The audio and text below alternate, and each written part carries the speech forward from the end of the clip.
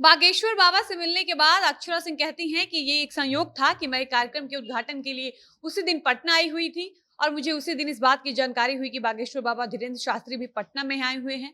तभी मैंने मन बना लिया था कि मुझे बागेश्वर बाबा से मिलना है और मैं बाबा से मिलने के लिए अपने पापा के साथ चली गई। अक्षरा सिंह कहती है कि ये मेरे लिए बहुत गर्व की बात है कि जिनको पूरी दुनिया सुनने के लिए बेताब है, उन्होंने मुझे सुन लिया।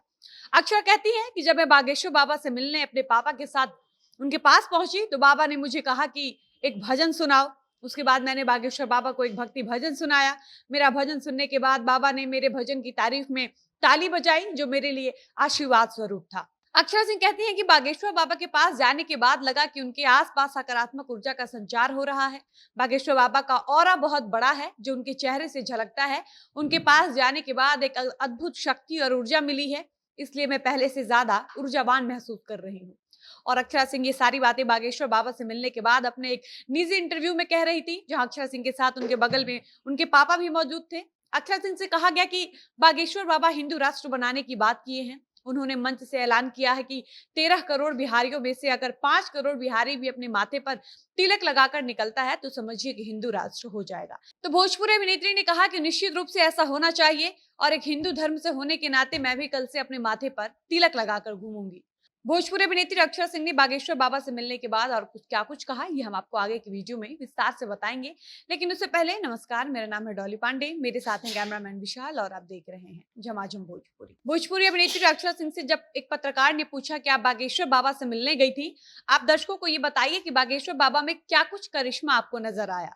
तो अक्षरा सिंह ने कहा कि बागेश्वर बाबा का ऑरा बहुत बड़ा है, जो उनके चेहरे से ही झलकता है। उसके बाद जब अक्षरा सिंह से पूछा जाता है कि क्या आप बागेश्वर बाबा के पास अपनी शादी की अर्जी लगाने गई थी, तो ये सवाल सुनते ही अक्षरा सिंह हंसने लगती हैं और वो कहती हैं कि अभी तो मुझे बहुत कुछ करना है, अभी शादी का कोई प्लान नहीं है।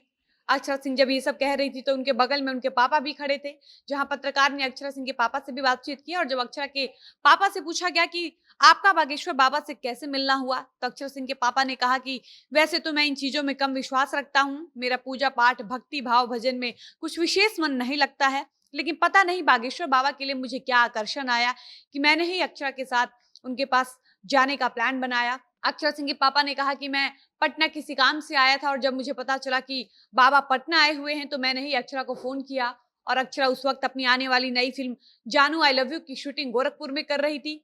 मैंने उसी वक्त फोन किया और कहा कि बेटा पटना आओ, बाबा से मिलने चलना है। उसके बाद अक्षरा पटना आई और हम लोग बाबा से मिलने गए।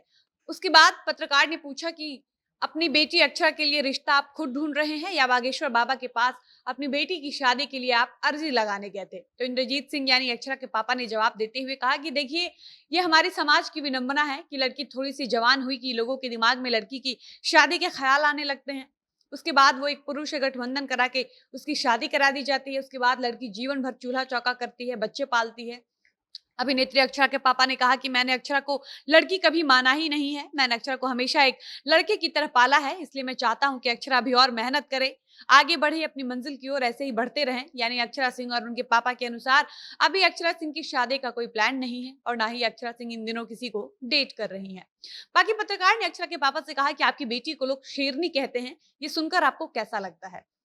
तो इंद्रजीत सिंह ने कहा कि देखिए, अक्षरा शेरनी है, ये खुद अक्षरा ने प्रमाणित किया है, इसलिए लोग अक्षरा सिंह को शेरनी बोलने पर मजबूर हो गए हैं, क्योंकि इस इंडस्ट्री में, इस समाज में जो भी विध्वंसकारी लोग थे, अक्षरा ने उन सबका विरोध करके, उन सारे लोगों से फाइट करके अक्षरा ने अपना एक मुकाम बनाया है, खुद को इस समाज में स्थापित किया है। यही कारण है कि लोग अक्षरा को शेरनी के नाम से बुलाते हैं। इसके अलावा आपको बता दें कि अपने निजी इंटरव्यू में अक्षरा के पापा ने अक्षरा जैसी तमाम यूपी बिहार झारखंड की लड़कियों को संदेश देते हुए कहा कि मैं सारी लड़कियों से कहना चाहता हूं कि शादी के बंधन में बंध के जिंदगी को पीसना ही जिंदगी नहीं है, बल्कि लड़कियां अपना मुकाम बनाने के लिए समाज से, अपने घर परिवार से लड़े और खुद को स्थापित करे ताकि वो अपनी मंजिल को पा सके। उसके बाद ही लड़कियां अपने मन में शादी जैसा ख्याल लाए। बाकी आपको ये वीडियो कैसी लगी अपनी राय कमेंट बॉक्स में जरूर बताइएगा। फिलहाल इस वीडियो को यहीं पर समाप्त करते हैं और मिलते हैं ऐसे ही किसी नए वीडियो के साथ। तब तक मुझे इजाजत दीजिए। धन्यवाद।